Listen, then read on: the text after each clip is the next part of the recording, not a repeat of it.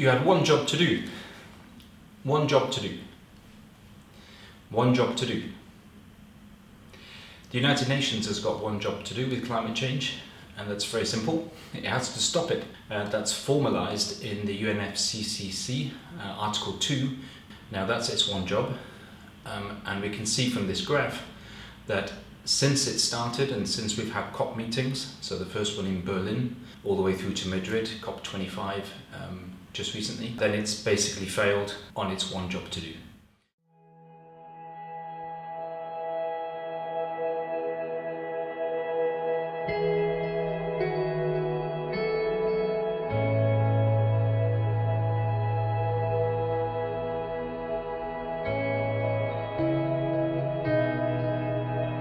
We wouldn't be here if we didn't think that there was something we could do. If there wasn't that hope inside of us, that hope that unites us all as human beings, we would not be here. Right to know! Right to know! Right to know! Right to know! Right to know! Right to know! Right to know! Right to know! Right to know! Right to know! Right to know! Right to know! Right to know! Right to know! And that's why we're here, for the right to know. Without knowing what our future has in store for us, we would never make a change. And that's why we're here today. So thank you all for coming here. As Martin Luther King once said, if you can't fly, you run. If you can't run, you walk. If you can't walk, you crawl. Do whatever you can as long as you move forward. Moving into the future is what we have to do now. Climate action! Climate action! Climate action! Climate action! Climate action! Courage is about going from failure to failure with enthusiasm.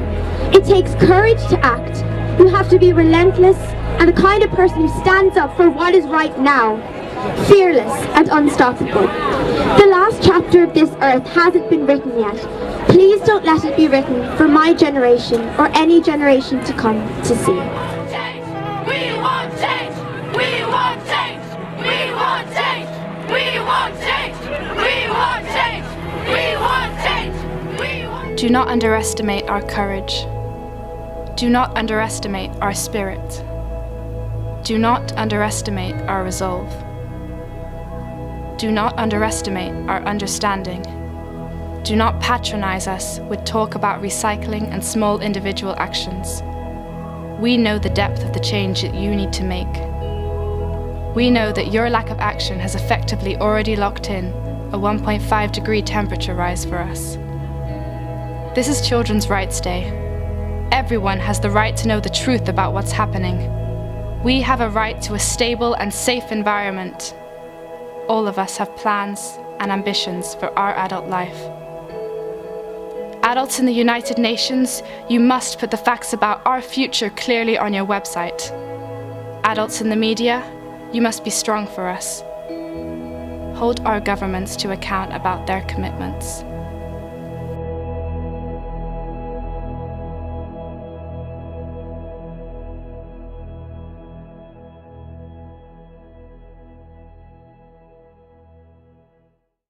So Greta gave us the words, she gave us the images, she gave us the metaphors for the seriousness of the situation that we're in. But what we don't have yet is traction with the numbers. So there's a lot of people on the streets, there's millions of projects, there's all sorts of money pouring in. Things are starting to change, but as yet we don't have a democratic debate about exactly where we're up to. And that's what Cut 11% is about.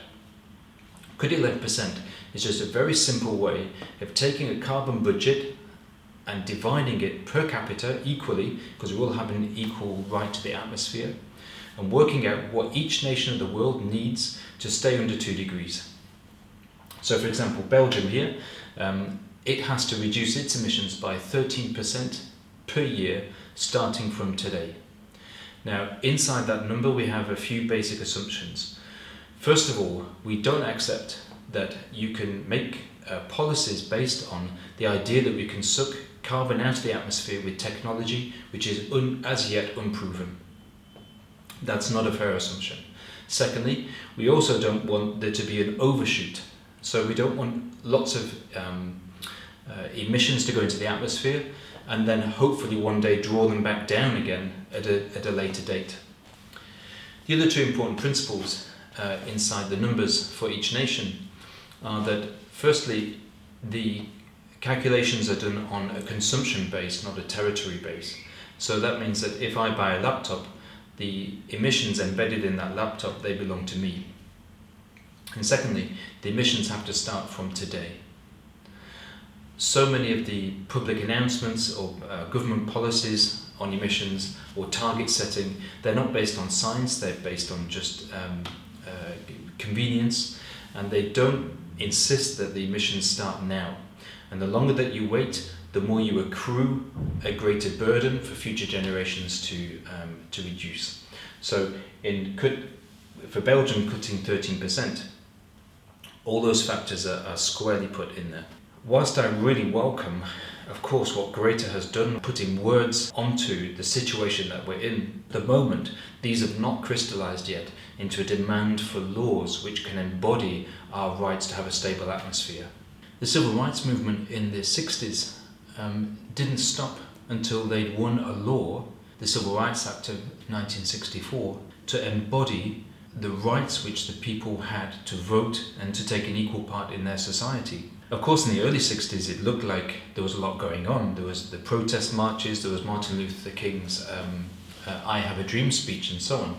The goal of the whole 1960s civil rights movement was all orientated towards a law in the end, which could embody all of the different interests, all the particular issues about voting, about schools, about cafes, about shops, about toilets. And to hold our governments to account, we have to know exactly what the science says.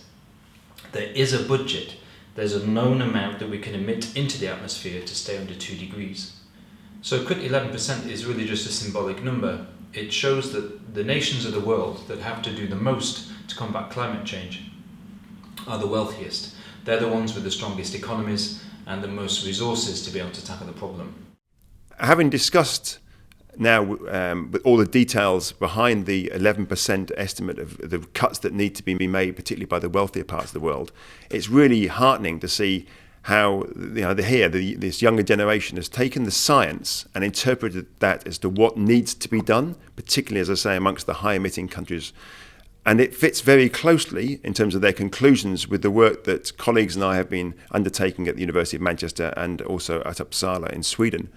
So it's really good to see this level of scientific understanding and political integrity brought together to produce what is a very challenging but robust target that we all need to be using to inform our policies for the future.